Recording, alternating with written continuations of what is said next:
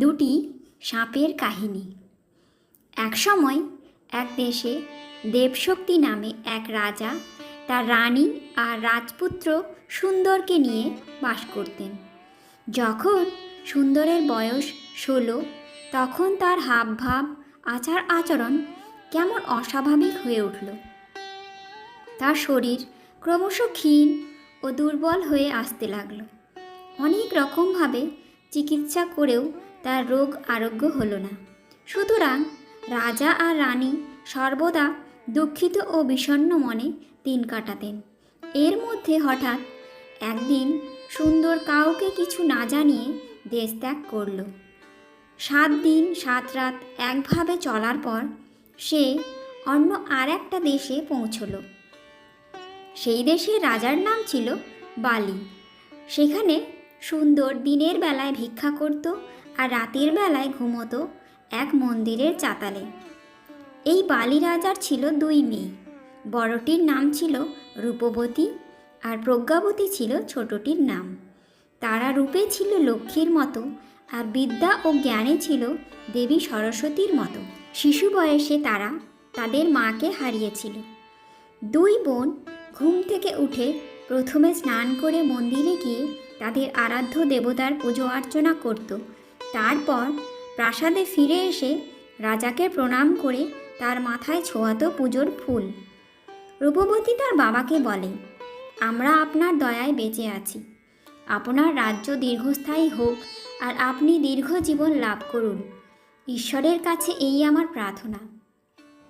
রাজা বালি অত্যন্ত খুশি হয়ে রূপবতীকে আশীর্বাদ করলেন। কিন্তু প্রজ্ঞাবতী বলল, বাবা, প্রত্যেকটি মানুষকে তার কৃতকর্মের ফল ভোগ করতে হয়। ভগবানের কাছে আমার প্রার্থনা, আপনিও আপনার কৃতকর্মের ফল ভোগ করুন। তার কথা শুনে রাজার মুখের ভাব ভীষণ গম্ভীর হয়ে উঠল। তিনি তাকে আশীর্বাদ করতে ভুলে গেলেন। এইভাবে দিনগুলো কেটে যাচ্ছিল। ছোট মেয়ের মুখে প্রতিদিন এ ধরনের কথা শুনতে শুনতে একদিন রাজা ভীষণ রেগে গেলেন। তৎক্ষণাৎ তিনি তার মন্ত্রীকে ডেকে বললেন, আমার মেয়ে সর্বদাই কর্মফলের কথা বলে। আমি যে কোনো একজন বিদেশির সঙ্গে ওর বিয়ে দিতে চাই। যান, শিগগির সেরকম একজন কাউকে খুঁজে নিয়ে আসুন। সুন্দর শুয়েছিল মন্দিরের বারান্দায়। রাজার পেয়াদা তাকে নিয়ে এলো রাজা বালির কাছে। তৎক্ষণাৎ কোনো আচার অনুষ্ঠান ছাড়াই সুন্দরের সঙ্গে তার বিয়ে দিয়ে দিলেন। এরপর প্রজ্ঞাবতী তার বাবা আর দিদিকে প্রণাম করে সুন্দরকে নিয়ে প্রাসাদ ত্যাগ করে চলে গেল।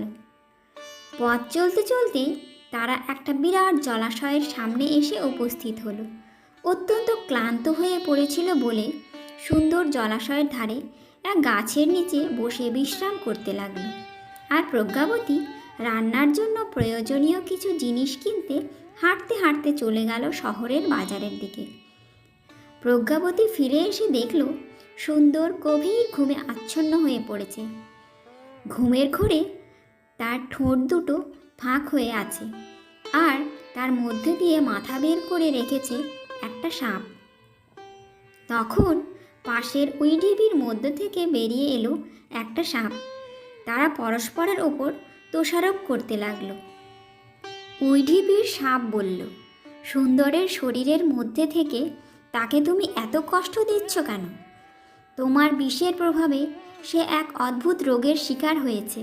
সুন্দরের মুখের ভিতরের সাপ তখন বলল, কেন? তুমি ওই ঢিবির মধ্যে ঢুকে 2 কলসি মোহরের উপর তোমার বাসা বানিয়েছ। তখন ওই ঢিবির সাপ বলল, 3 রাত্রির বাসি টক আমানির মধ্যে সর্ষে ফুটিয়ে রাজপুত্রকে খাইয়ে দিলে তোর মৃত্যু নিশ্চিত। তখন সুন্দরের মুখের সাপ বলল, আর তোর গর্তে গরম জল আর তেল ঢেলে দিলে তুইও জমালয়ে চলে যাবি। এরকম ঝগড়ার পর যে যার জায়গায় ফিরে গেল। প্রজ্ঞাবতী সাপ দুটির কথা শুনে সেই অনুযায়ী কাজ করল। প্রজ্ঞাবতীর দেওয়া ওষুধ খেয়ে সুন্দর সুস্থ হয়ে উঠল আর ফিরে পেল রাজপুত্রের স্বাস্থ্য, সৌন্দর্য আর সমস্ত গুণ। এরপর ওই ঢিপির মধ্যে গরম তেল আর জল ঢেলে দিতেই সেখানকার সাপটাও মরে গেল। এরপর সুন্দর কয়েকটা দিন গাছের নিচে কাটিয়ে একটা রৌদ্রোজ্জ্বল দিন দেখে 2 কলসি মোহর নিয়ে নিজের দেশের দিকে যাত্রা করলো।